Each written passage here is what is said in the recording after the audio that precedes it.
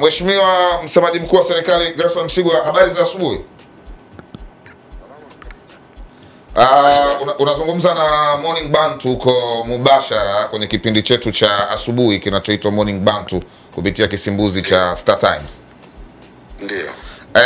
Niko na wenzangu hapa, lakini kwa kuanza swali kubwa mara baada ya taarifa yako ya ufafanuzi, kuna sehemu umesema kwamba tunaweza kuwauzia umeme Kenya. Tumejiuliza na wenzangu hapa, kama tunaweza kuwauzia umeme Kenya, huo umeme wa kuwauzia Kenya kwa nini usitumike Arusha na tuache kununua umeme wa Ethiopia ambao unapitia kutokea Kenya? Tukasema tupate ufafanuzi wako.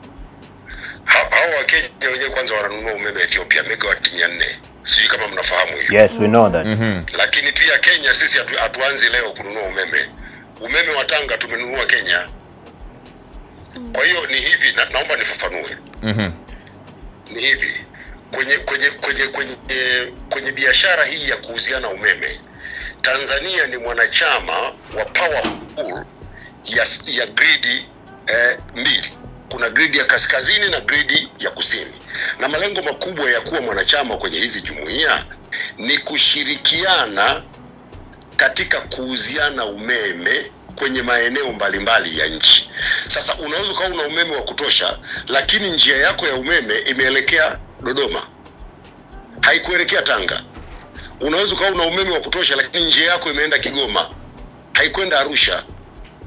Sasa njia yetu, umeme wetu tunaozalisha ukienda Arusha ni parefu, unasababisha upotevu. Ukitoka Rufiji ukifika mpaka Arusha, kama ulitoka megawati 100, kule unafika megawati chini ya 100, unakuwa kati, una upungufu wa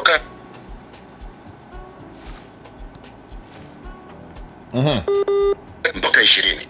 Sasa wataalamu kupitia kwenye ushirikiano huu, Ethiopia wana umeme mwingi. Kama wote mnafahamu, Ethiopia wana bwawa kubwa linazozalisha megawati 6000. Yaani sisi bwawa letu lina megawati 2115, wenzetu lina 6000. Wanaziuzia umeme nchi ambazo zina upungufu. Wenzetu Kenya wananunua megawati 400, kupitia kwenye njia hiyo hiyo wanaipitisha. Wanaweza kuja wanatuuzia sisi, wanaweza kupitisha kwenye njia yetu sisi tunayojenga inayokwenda mpaka Zambia, wakamuuzia mpaka Zambia. Ni utaratibu wa kawaida. Sasa watu wengi wanauliza, kwa nini umeme utoke Ethiopia uwe na gharama nafuu, halafu kutoka Rufiji uwe na gharama ndogo? Sisi tunanunua ule umeme kwenye kituo cha Namanga. Pale ndio kuna mita ya kutuuzia sisi megawati 100. Na ningependa Morning Bantu mjue, eneo hili la ukanda wa kaskazini lina mahitaji ya zaidi ya megawati 200. Tumenunua kiasi kidogo kwa ajili ya kustabilize, kwa ajili ya kuimarisha grid ya ukanda wa kaskazini. Una Arusha, una Kilimanjaro, una Manyara, na wakati mwingine sehemu ya Mara. Sasa hawa wenzetu kwa sababu ya kusafirisha umeme mbali, kuna changamoto mbili. Ya kwanza, umeme ule hauwi stable kwa sababu ya kwenda umbali mrefu. Na maunganisho yote ya Arusha yako zaidi ya kilomita 700 kutoka kwenye line ya grid. Kwa hiyo ikifika kule inakuwa tayari umepungua. Lakini cha pili, ule umeme unaopungua ni gharama kubwa. Nimesema tangu jana tunatumia zaidi ya shilingi bilioni 32-33 kugharimia umeme unaopotea njiani. Sasa kama kuna umeme huko hapo jirani, inakuwa ni nafuu zaidi kwetu sisi kuchukua ule umeme kule kwetu. Lakini kitu muhimu zaidi, kwa sababu hao wanatupatia megawati 100 pale mpakani, huu umeme ukifika Arusha unakuwa stable. Haya matatizo ya kukatika katika yanakuwa hayapo. Sasa haya ni mambo ya kitaalamu. Tumeandaa mkutano wa wataalamu wale wabobezi wa umeme. Sasa mkawasikilize vizuri muwaelewe. Hapana, sasa mimi nawapa lugha ile ya kawaida ya kuelewa kwa nini tunachukua umeme pale tunauleta hapa. Lakini kingine muhimu, tunaponunua ule umeme pale, sio kwamba umeme wa gridi ya taifa tunaacha kupeleka Arusha. Ule umeme nimekwambia mahitaji ya ukanda huu wa kaskazini ni zaidi ya megawati 200. Tumechukua ule kuleta pale kwa ajili ya stabilize grid tu. Lakini pia umeme wetu wa grid ya taifa unaendelea kwenda pale. Sasa kuna swali jingine pengine nitakuwa najiuliza mwenyewe. Wengine wanauliza kwa nini mpeleke umeme wa Bwawa la Mungu? Bwawa la Mungu ni megawati 8 tu. zinakuwa zitoshelezi. Hazitoshelezi, ni ndogo.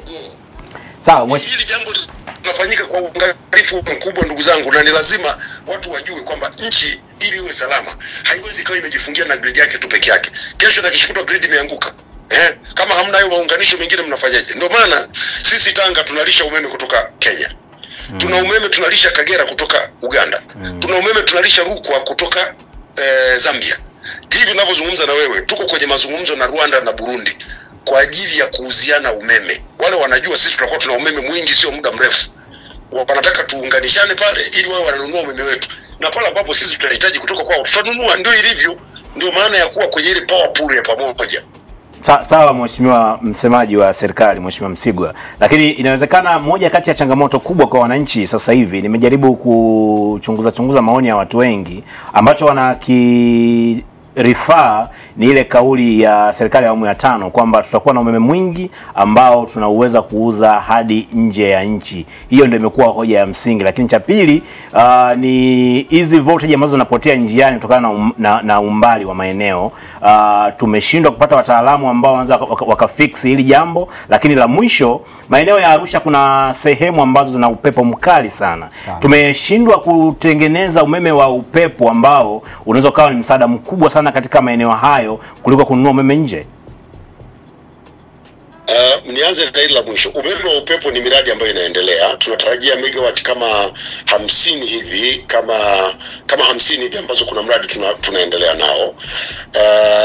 Lakini ukumbuke huu ukanda tunazungumza ukanda wenye mahitaji ya megawatt 200 na zaidi. Hiyo moja. Kwa hiyo umeme wa upepo bado hatujawa na uzalishaji wa umeme wa upepo ambao utatuwezesha kupata umeme wa kutosha ukanda huu kwa sasa. Tunaendelea kuwekeza. La pili, umezungumza kuhusu tutakuwa na umeme mwingi na hata kuuza nje. Mpango huo upo. Ndio maana kwenye mpango wa serikali katika mkakati wetu wa kuongeza uzalishaji wa umeme ni kufikia megawatt 10,000 ifikapo 2030. Huo umeme utakuwa mwingi kuliko mahitaji yetu. Ukifika hapo na sisi tutauza. Mpango huko pale pale. Ndio maana tunajenga njia mbili kubwa. Moja inakwenda Kenya kwa sababu tunajua wenzetu wa Kenya wana upungufu wa umeme. Nimewaambia hapa wananunua megawatt 400 kutoka Ethiopia. Lakini pia tunajenga njia nyingine ya msongo mkubwa kwenda Zambia. Iko zaidi ya 35-36. Tunataka tuwauzie kwa sababu na wenyewe tumeshaanza kuona tangu mwaka jana wameanza kupata shida ya umeme. Hili lenyewe pia ni soko. Lakini pia hata kama haitakuwa nchi hizo, kwa sababu ya ushirikiano tulionao wa grid za pamoja kwenye hizo power pool, tunaweza kwenda kuziuzia nchi zingine kupitia kwenye grid za nchi hizo. Ndio maana tuna makubaliano nao. Kwa hiyo mpango wetu wa kuziuzia hizo nchi zingine uko pale pale. Swali lako la pili kwa ninasemaje? Maana nimejibu, nimelikumbuka la kwanza. Wataalamu, kuna umeme ambao unavuja, voltage zinavuja. Unauliza kwa nini hawadhibiti? Ndio. Hilo ni swala la kitaalamu. Ndio maana nimesema tunaandaa mkutano wa wataalamu sasa mzungumze na wataalamu. Lakini kwa kifupi ni kwamba umeme ukisafirishwa mbali lazima utapotea njiani. Okay. Basi hilo ni swala la kitaalamu, halina mjadala. Utapungua njiani. Na ndio maana umepewa hiyo hesabu kwamba ukiutoa umeme Rufiji hata ufanyeje ukifika Arusha lazima utapungua kati ya megawati 17 mpaka 20 kama unasafirisha megawati 100. Sawa Mheshimiwa. Tumekuelewa vizuri sana na ufafanuzi mzuri. Tunakushukuru sana. Huo mkutano wa wataalamu Morning Bantu inaomba mwaliko bwana. Mtaariku waandishi habari wote. Tena ni leo. Siku watatangaza wapi mnafanya mkutano huo? Unafanyika leo Hakuna shaka. Ni leo. Basi hakuna shaka. Tunashukuru sana Mheshimiwa. Asante sana. Msemaji mkuu wa serikali Gerson Msigwa akizungumza na Morning Bantu na kutoa ufafanuzi mzuri kabisa kuhusiana na maswali ambayo Kamila ulianzisha kawa kaendeleza na mimi pia nikawa nayo. Amefanua vizuri kwa maana kwamba kuna soko na kuna nini. Au sikawa ulikuwa na kuongeza? Hapana, mimi mambo yangu ya msingi yote nimemwambia. Umeme wa Arusha wa upepo ni moja jambo la msingi. Amejibu vizuri mheshimiwa. Lakini vile vile jambo la wananchi ambao wanauliza awamu ya 5 ilisema kwamba tutakuwa tuna umeme mkubwa ambao tunaweza kuuza hadi nchi. Unajua hiyo kauli ndio ambayo imewachanganya watu baada ya kusikia umeme unaenda kununuliwa Ethiopia. Lakini tukumbuke tu kwamba Ethiopia kama nilivyosema, Ethiopia wanaleta umeme Kenya. Kwa hiyo maana yake sisi tukinunua umeme Ethiopia kwa kupitia njia ya Kenya ambao tunachukua boga na Arusha. Kwa ni rahisi pale ni jirani kuliko kutoa na umeme kusini kupeleka kwa haraka ili pia mtu aelewe vizuri. Umbali wa kutoka Arusha hadi Dar es Salaam ni mbali mno kuliko kutoka Arusha mpaka Nairobi. Acha Nairobi. Sasa kwa sababu umeme tunachukulia pale Namanga. Nilikuwa najaribu kufafanua jinsi ambavyo Arusha na Kenya ni karibu zaidi ukilinganisha na mikoa mingine. Yaani mtu akianza kwa mfano kutoka Nairobi saa 1 anafika Arusha saa 7. Wewe ukitoka Dar es Salaam saa 1 utaingia saa 9, saa 10 Arusha. Kwa hiyo Arusha ni karibu sana na Kenya kuliko na Dar es Salaam ama na mikoa ya kusini. Basi tuondoke hapo. Morning Bantu.